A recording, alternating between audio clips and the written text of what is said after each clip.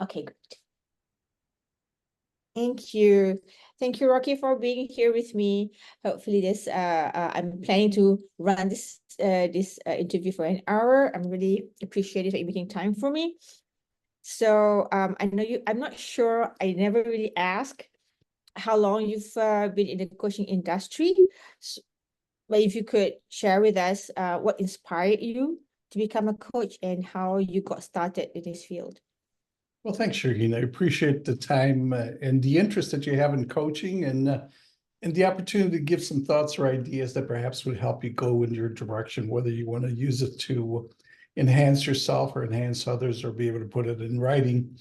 And my journey in coaching is by curiosity, by trying to understand what else is there. When I came to a point of life after being a speaker and being able to grow my business, I thought, what is another area that I could get involved, that I could actually work with people, be able to communicate a message, and be able to really support them on their journey. Because I find that that has a lot of rewards to be able to help others to expand. And so about 15 years ago, I did go through a coaching training to be able to get much more knowledgeable about how to step into that world and be able to actually not just help others, but help myself as growing it as a business. And so I went through training on that, and I really enjoyed it. Certainly the opportunity to be able to be with other people, to be able to go through certain exercises that immediately brought some returns. And that was part of the exercises that we would go through, and to be able to help others. And by doing that, I found that I could also help myself. I became not only the student, but also the teacher, not only the learner, but also the one taking a journey that really would elevate not just others, but myself and all those people that I would touch. And I thought, this is an interesting way to live a life. It's something I think fundamentally all of us would love to be able to do that. Find some opportunity to be able to give to the world and be able to be enriched ourselves. And I think that is our journey. That is how we're all called to do that in some fashion. And some have done it very well. And I think those that are striving to do that, we need to show them a way. That's why books are written. That's why people speak. That's why there's a lot of movies and inspirational that are out there. I've been inspired by all of those. I'm an avid reader. I love movies, and certainly I love speakers. I listened to some great speakers just recently that really touch me and elevate me. And out of that, of course, trying to figure out how I can learn from them and be able to use that to enhance the world. So that's the journey of coaching, but that's the journey of a human being. We're human beings first, and then how do we show up in the world? And coaching is one of those skill sets that allows us to do tremendous things. Nice, thank you. I think I missed, maybe I missed it. Um, did did you mention how long you've been coaching? Yes, about 15 years ago, I took coaching training, and I've been doing that, working with businesses. Of course, with coaching, it has a lot of flexibility to be able to work with businesses, work with individuals, and companies are made up of individuals. So by working with the individual, we could certainly help the company. So the real definition is what kind of level of that client might be in terms of the business world, whether they're leading an organization or coaching a team, or maybe just struggling through trying to get some clarity about where they're going in life. We're always coaching the individual. Business has a specificity that says at least we want to work with somebody that has a business, has an aspiration, may or may not have a team yet, but has a business. And that's the area that I enjoy, I like. And I started doing that, working with technology companies to be able to grow them. A lot of it because my background's been in technology. A lot of it is because my background's in business, and a lot of it is my background is in communications. And so that allowed me to step in and uh, be able to work with somebody because there's some similarities that I could speak the same language and the terminology was the same. And that's been my journey. From that, I've expanded into different areas. Thank you. And okay, so lots and lots of things has happened in the past 15 years. And I think I've met a lot of friends who said that they want to get into, no, not friends, people I know got into the business, got into the industry, wanting to do coaching, and probably after a couple of months or years so into really developing ourselves, I find a lot of people kind of lost their way or they drop out of coaching. You've been in the industry for 15 years. What drives your passion for helping others? Well, what drives me is the opportunity that we all could grow together by being able to step in as someone that can have some experience, but not all the experience, and work with somebody that has a lot of experience in a particular area that we can help that person get to the next level. And I think we all fundamentally want to accelerate and go to the next level. The key is how quickly can we do that? What are the resources available, time or talent or money that would elevate us to get where we want to go faster, sooner than later? And a coach is one of those guides that would help quite a bit, especially because with a right coach, they can ask the right questions at the right time about the right topic with the right person. So there's a lot of different steps there. And it's the magic. When that magic happens, that yes, that elicited some thoughts, some thinking, some perspective. And by doing that, the action, and more importantly, the results that are wanted and are required and are needed. So that's the journey of the coach. Okay. And you're saying that what I heard was coaching accelerate growth, and what keeps you passionate is when the magic happens, when people start to think and get a light bulb maybe, and they take action and get results.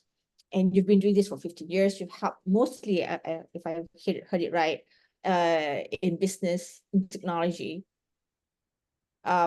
In your opinion, in all the work that you've done and the clients that you've been with, what do you think is the heart of coaching? Well, it's really the heart of the human being. Where's that individual at in terms of passion and purpose and the pleasure? Those three components is what encapsulates really a human being. So it's not just a coach. We're human beings first, a coach or speaker or a consultant or investor. We're all of those as a byproduct of a human being. So fundamentally, it's the passion. What is the passion that's involved? And the passion is one of those things that could be said it's the heart, but the heart is a symbolic aspect of the passion. This passion of being able to really have something that's all encompassing, something that is worthwhile doing, something that elevates us. And I think that has a lot of definition for a lot of different people. For me, it means to be able to do something worthwhile, something that makes sense at the mind, at the heart, at the gut level, to be able to do something that is significant with the time that we have here that's given to us, that we do something significant. Right. And I call it the passion. And then the purpose is to be able to do that for others, to be able to do that purpose to elevate others. that they grow and aspire and become the potential that they can be. We all have the potential if we apply certain things, if we apply the talent or the resources or the time that it requires to be able to accomplish what we were meant to do that. And of course, there's obstacles. Overcoming those obstacles or realizing what they are is to be able to get us that. So that's the passion, that's the purpose. And then there's the pleasure. And I say that more that we grow. There's a pleasure in being able to grow individually as a human being and to be our own full potential by being able to contribute to others and be able to do something significant for the world. That's really of passion. And we see it all around, or at least I see it where we look for it. I just saw the Olympics, and you could see that the people have the passion for doing that. They can participate, they can compete, or at least show what they're capable of. And being able to just be by seconds a little bit faster, swim better, run better, throw better, just by seconds. And at that level, they're all passionate. They've all reached a high level of purpose by helping each other to compete. Competing by ourselves, there are some sports like that, but it's not as exciting as it is with others. And then there is the self, that they win, that they're elevated, that they're recognized. And that's what also motivates us to keep us going. So passion, purpose, and pleasure in the world. Right. I mean, I wanted to share with you. I've spoken to at least three other coaches and with the same questions, and what I hear is re repeated is all the coaches have the desire to elevate or to bring one person into a transformative journey so that they can achieve their full potential. And at the same time, I don't know about your experience. We do have a lot of coaches coming to industry recently with the burst of the industry, with everybody wants to be in the coaching industry. It's been going on for years, but it's only been really popular in the past, and probably since the COVID was a real burst, and just everybody's a coach. With that, having worked 15 years in coaching, contributing and wanting to add value, how do you feel about the coaching industry today? Well, I think we all need to be coached, and we also need to coach someone else. And it's the same thing as asking, how do you feel about breathing? We need to breathe, and we need to help others breathe. And the coaching experience has actually been going on for forever, since parents came into the world. Those were the first coaches, and they're still the first coaches. Some are better than others. The majority of parents are great coaches. My parents were great coaches to me by asking questions, challenging me, and role models to be able to show. So coaching has been around forever, since we were born, and it will continue to exist.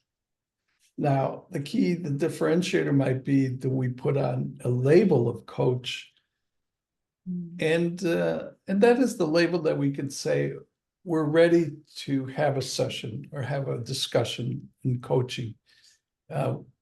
We are not their parents, but we are guides. We have some experience, we have some knowledge, we have questions that we can really put out there, and also challenges. Notice the similarities about a parent. A lot of that is very much like a parent. Ask questions, challenge, show up, and being able to do that. The only difference is that there's different labels and different results. Obviously, with a parent, they may have 16, 17, 20 years to be with that child until they fully grow up into an adult. And maybe with some of the clients, some have had that kind of experience. I've had some clients that I've had for 6, 7 years. So the key there is that it's been around for a long time. How we show up as a coach is being able to do those things, being able to get to the next level. And it all depends on the client, how willingly they could step in. What are their situations? What are the skill sets of the coach? And the questions, the comments, the thoughts, the direction, the challenges. All of that is the art. So we have a science and an art. The science, we could go through courses and training, and then the art is being in front of somebody else to really help them get where they want to go. And why I ask you the question is because with the flurry or with the, I don't know, the rush of a lot of people wanting to be a coach, some taking 3 days, 2 days to become a coach, and some taking a couple of months, and some taking a couple of years to actually become a full-fledged and certified coach. And you being in the industry for a long time, being really intentional and purposeful and committed to the vocation, seeing the newbies coming in and excited about the trending of it all. If you could, if there's anything at all that rubs you like, oh, this is really irking me, or this is really making me feel funny about the industry, what would that be? Well, it's like being a runner. I've done marathons, and actually the excitement is to have more and more marathons. And I've done races when only 10 people show up. Oh, And I've been in races where 50,000 people show up. It becomes our race. How do we show up? Where's the beginning? Where's the middle? Where's the ending? And how do we have continuity? And in a world of 8 billion people, it just makes sense to embrace those people on the journey, because we all need to be coached and we all need to coach somebody. So if we did that, every single person in the world already is coached by their parents. We just need to have that continuity in our adult life. And I think that's what happens after the parent leaves off with their coaching. They either continue on their own or they get assistance. And everybody gets assistance. They may not be called a coach, they may be called teacher, or they may be called guide, or they may be called a client, because we all serve someone. We all serve someone. And inevitably, we serve a client in the physical world, the clients that we have. And in some cases, I like to think of them as partners, that we co-venture and work together and partner up. And that is the direction of how we could elevate not just ourselves, but other people, and also make this a much better world. So the opportunity for coaches to come in and learn some skill sets, learn how to ask questions, be able to be comfortable with themselves, and be able to show up in a positive level, be able to help somebody else. That's wonderful. That is absolutely the magic to doing that. If we were in a desert and we had water and somebody showed up that was thirsty, it just makes sense to share the water and be able to continue giving it. And that's what the world is. It's a space that needs resources, needs people to show up and to have a continuity, however we do that. So yeah, and I welcome coaches to join. It's almost like saying, welcome, learn how to run, learn how to give water, learn to be able to show up, learn to challenge people. And by doing that, they learn how to find their own water. And that's a big difference, because when we do that, then they can drink better, and then they can share water with somebody else. It no longer becomes a desert, it becomes an oasis of plenty. And that's where we need to go and continue to go with that. So what I'm hearing is coaches, those experienced and those less experienced, need to see each other as coexisting in the industry and supporting each other to move forward for the betterment of humanity. That's what I'm hearing. Is that what did I summarize that right? For the betterment of passion, which is humanity, purpose, which is others, and personal or pleasurable, which is us. All those three things, passion, purpose, pleasure, that all fits in. That's why we do all these things. Okay. And if you could suggest one thing, what would you want to see better in the industry? Or something more in the industry? I think there's many, many things that could be done more. Show up more often, being able to learn more skill sets, learn from other industries, be able to be practicing on a daily basis. I do that daily on a workday basis. Weekends I take off because I need a rest, but during the week, it's a work day. So work at being a better coach, communicator, learner, and being able to share that with others on a daily work basis. And actually, that's just saying, learn how to live. I mean, we don't have lessons on how to live, but some do. Some need to learn how to live better. And by doing certain things, you could do better. And when you do better, that's the pleasure part, then you help others. That's the purpose part. And when you help others, then you have the passion, which means the meaning in life, what we're meant to do. So all that, it really is embodied. So to do that on a daily basis, that's what needs to be done better. What the essence I'm getting, or what I'm clear to, is, Rocky, you're very borderless. There's not many boundaries. You're very open and fluid and very accepting. So I wonder, because I have conversations about people wanting the industry to be more regulated, but with what you've been saying, I wonder if you think the industry needs regulation, or should it just be, free flow, and we just bump into each other and figure things out on the way? What do you think? I think it's good to have some boundaries, or we call it regulations, some boundaries. What works well, what works better in certain situations. So we have some guidelines. And even when we run a marathon, there are some guidelines. You must either leave at a certain point, depending on the number of people. You must run in a certain streets.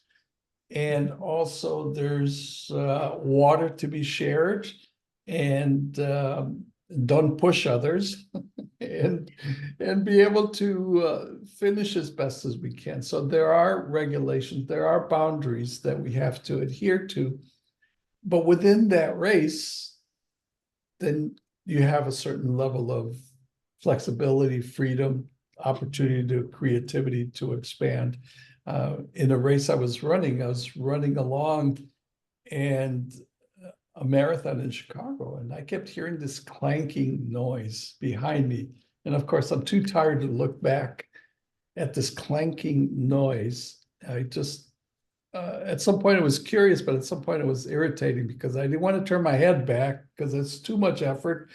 But at the same time, I thought, I want to know what it is. And eventually that clanking noise came up and passed me up.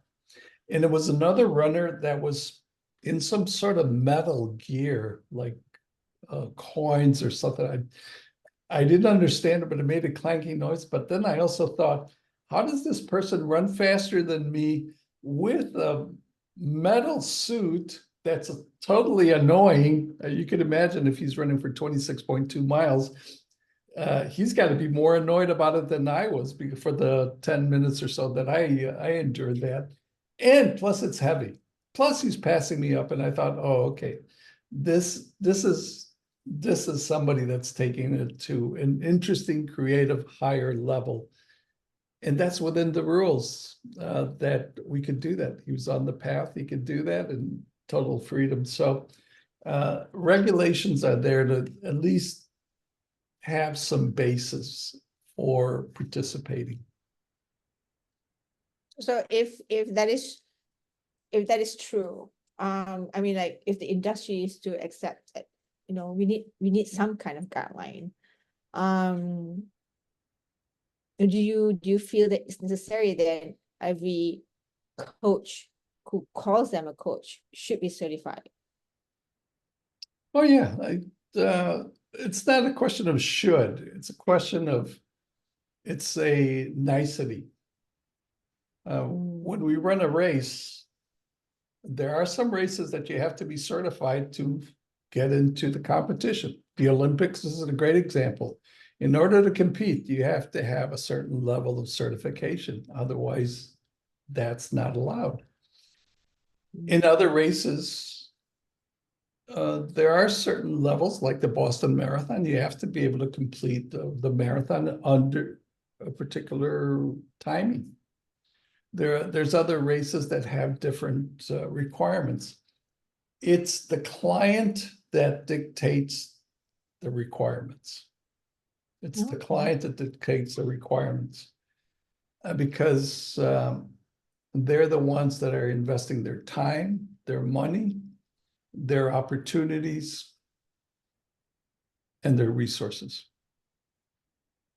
Okay, I like that. Makes sense that the clients dictates the requirements. So if we have many people in the industry we know of that can charge $1 million per hour and never in their lifetime got certified, went through the processes or have any criteria or processes that they actually go through. But renowned coaches, because of what's trending or what's good marketing or well-placed budgets and investments, what do you think is the most, and you just said that the clients kind of like dictate what works for them. So what do you think are the most qualities that make an effective coach? I mean, for being 1 million and being maybe 1,000, what do you think would be, in your opinion, an important quality? There's only one quality that really stands out much more than many others, and that is the quality of results. Oh. If you get the results and exceed the results, a 10-to-1 return for a client, if a client can get $10 million and is willing to invest $1 million to get that, that's a great return for the client. Mm. If the client gets back $1,000 and pays $100, that's still a great return for the client, depending on their situation, depending if that client is what level they're at. If they're at the multi-billionaire level, $1,000 does not mean a lot. Mm. Because they're at a different level of returns.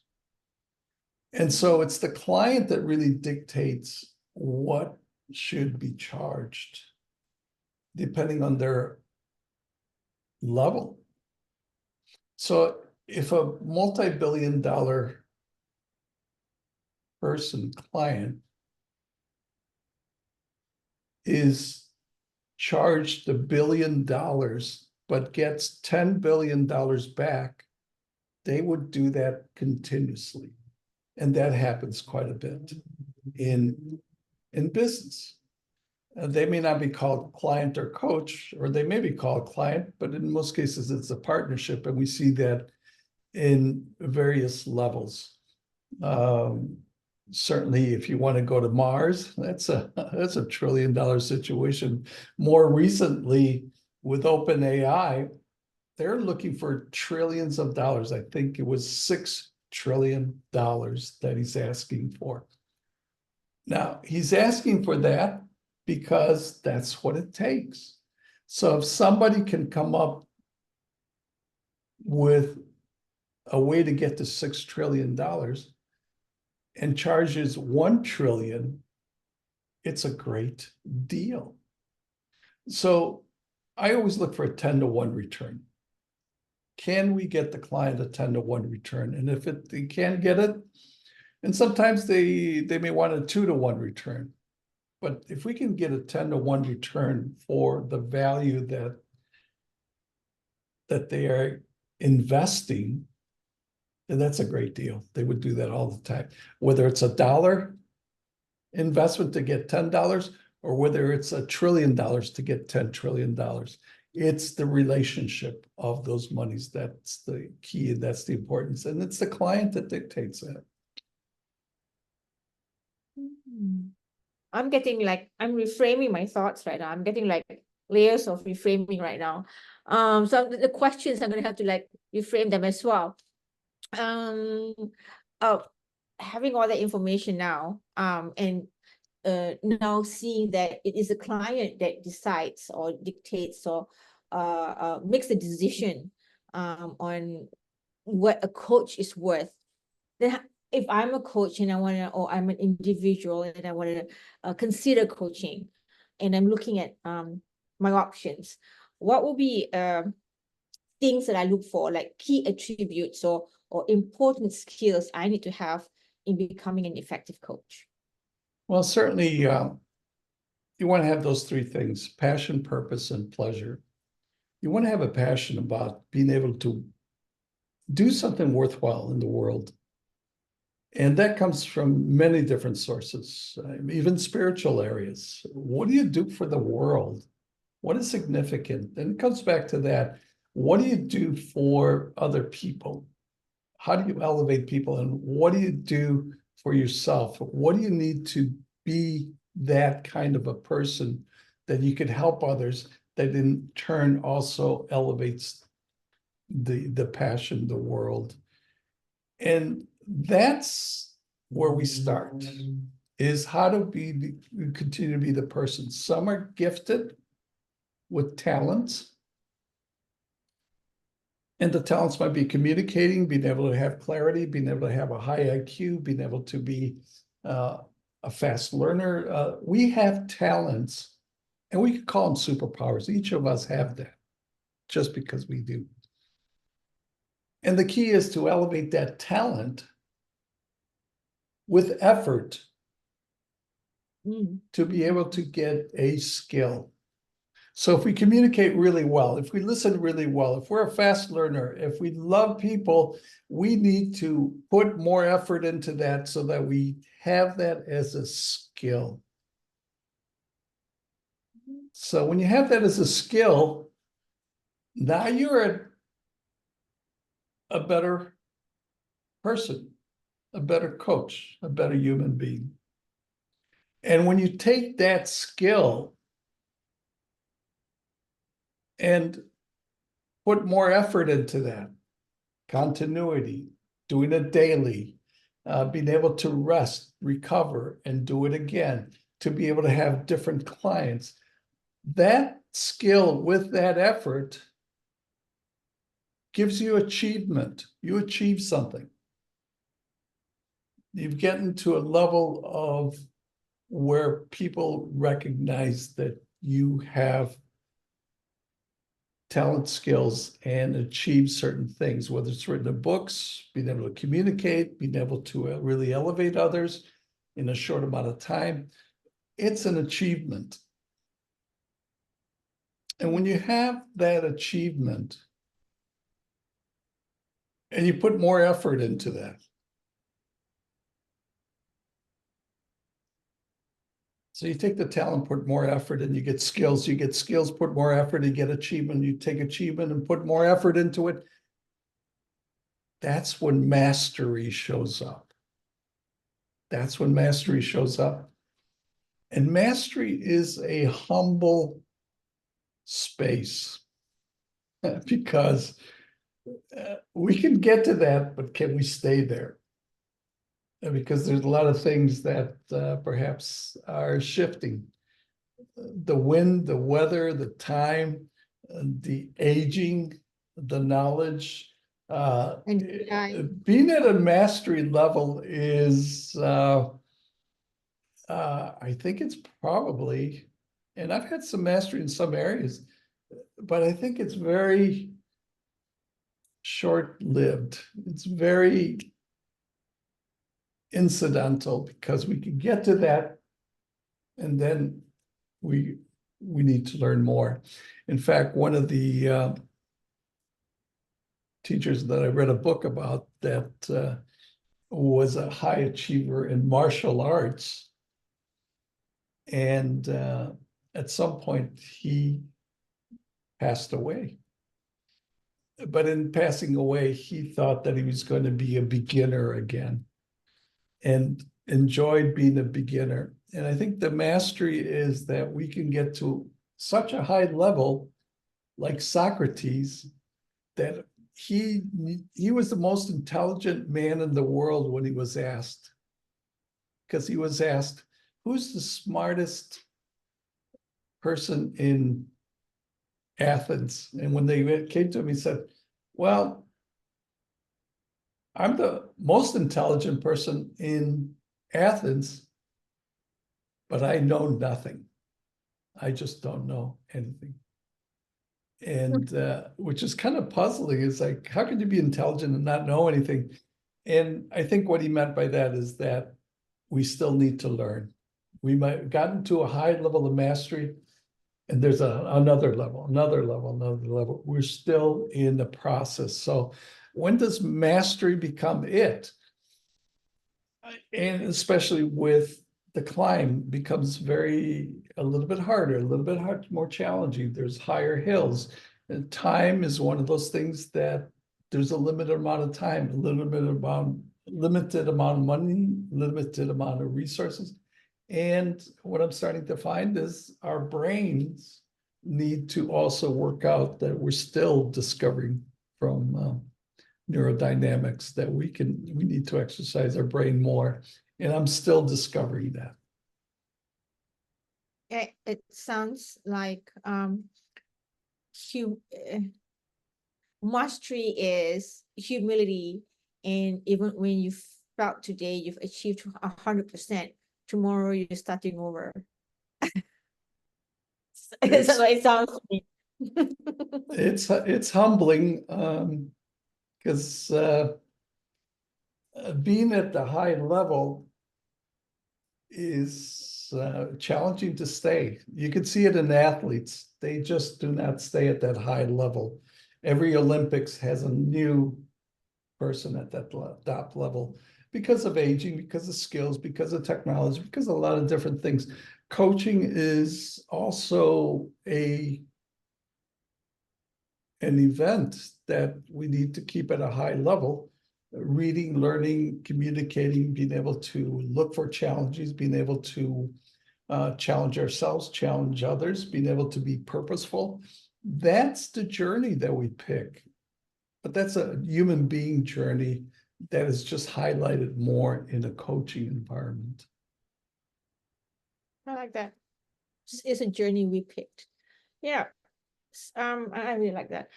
Can you share with us a success story that in your years of coaching that particularly stands out to you in your coaching career? Well, What are you proud of? There's many success stories in progress. And probably the most successful story is myself. I am a beneficiary of all the successes that others have had, that I've been just fortunate to be able to be a part of their journey. When they participate, they put effort into that, and the pain and the anticipation. I feel that too. And I grow up a little bit more. I learned a little bit more. I put more effort into doing a little bit better. How could I get better? How could it? And so they become an expert inspiration for me. So I'm the best success story for that. And that is part of the pleasure part, by helping, being purposeful, helping others, and being able to have a passion. We benefit tremendously from that by showing up.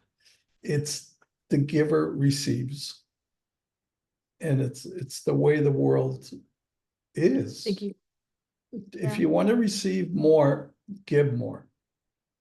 The Whatever giver that is might be, whether it's love or exercise or money or water, give more in order to get more. And it's a magical thing to do that. So I am very blessed to be able to step into that and be able to show up. And I'm on that journey. I think it's an interesting journey because I'm a human being, and because it's an aspect, a facet of who we are as we continue to grow. Yeah, the giver receives. But what advice would you give to someone who's considering becoming a coach and want to achieve the success in this field? Well, just step in.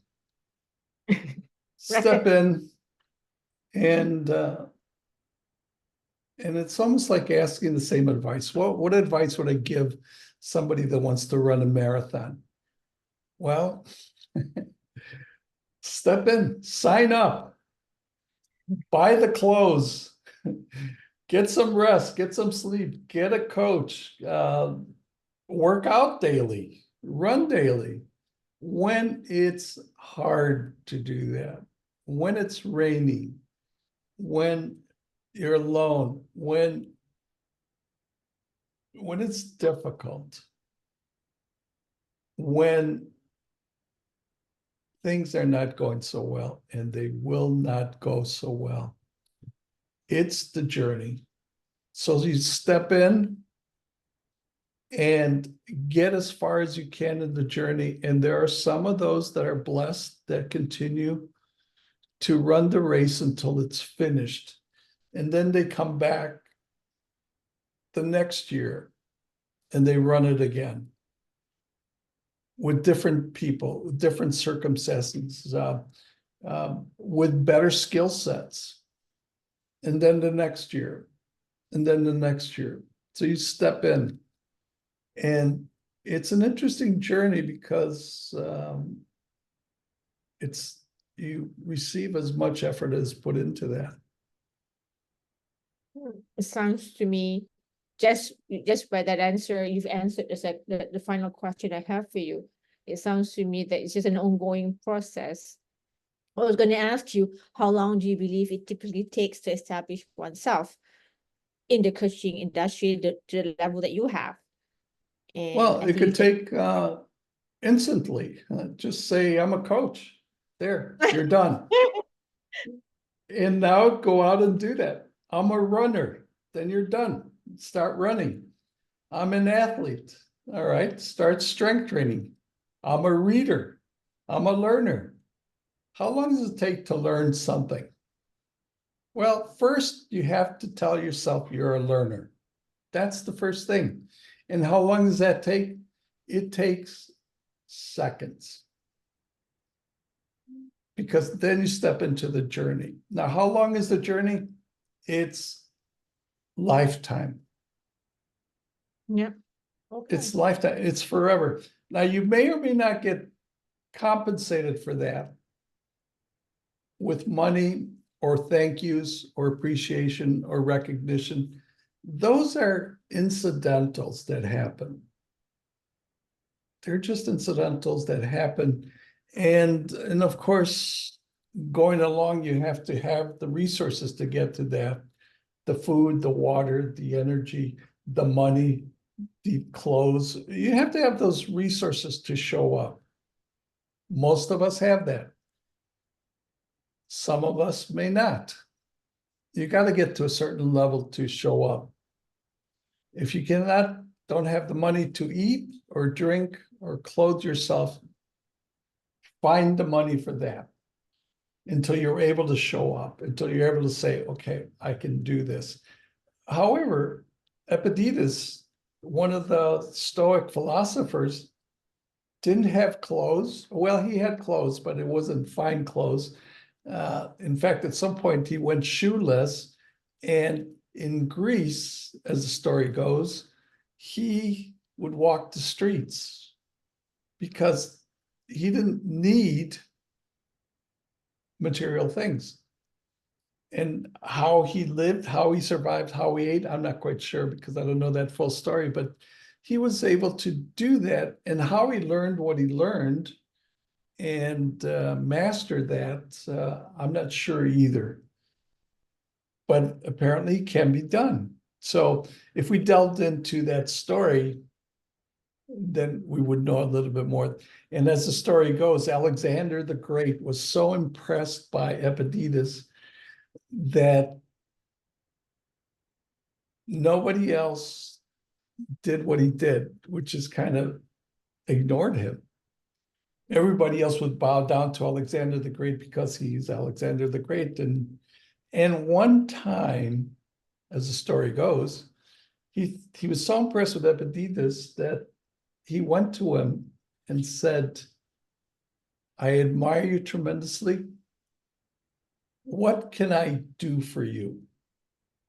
And Epictetus apparently was sitting on the ground and looked up and said, yes, there is one thing.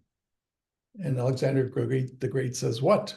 Anything? What do you need? He says, well, Epictetus looks up to him and says, well, you're blocking the sun. Could you move a little bit away from the sun? And that was his request. So interesting story. So the point is this: we could be a coach, we could be a philosopher, we could be a great person when we decide to be that and stay with that, regardless of the distractions that are out there. It's a good lesson, certainly for all of us. Wow, Rocky, I think I just dive deep into a whole different perspective. I think you completely reframed how I'm digesting and looking at how I'm writing this book right now. But thank you. Thank you so much. It's very rich. Wow. Totally different perspective and different conversation I'm having with you tonight. I really appreciate it. Thank you so much. Well, It's nice. Nicely. I my think we pleasure. did. So we certainly want to encourage you. You're in a wonderful journey. And when you decide to be a coach, all you have to do is say, I'm a coach. And then now you got to get the things that you require for that, whatever that means, and get a client. You can't be a coach by yourself. Well, actually, you can coach yourself, but by definition, you have to have a client that would listen to you. So that's an interesting journey, and being able to go in that direction. So, Shireen, thank you so much. I will send you the recording, and our paths will cross again. And certainly, if anything I can do to help you, it's my pleasure to be able to provide you with whatever you need.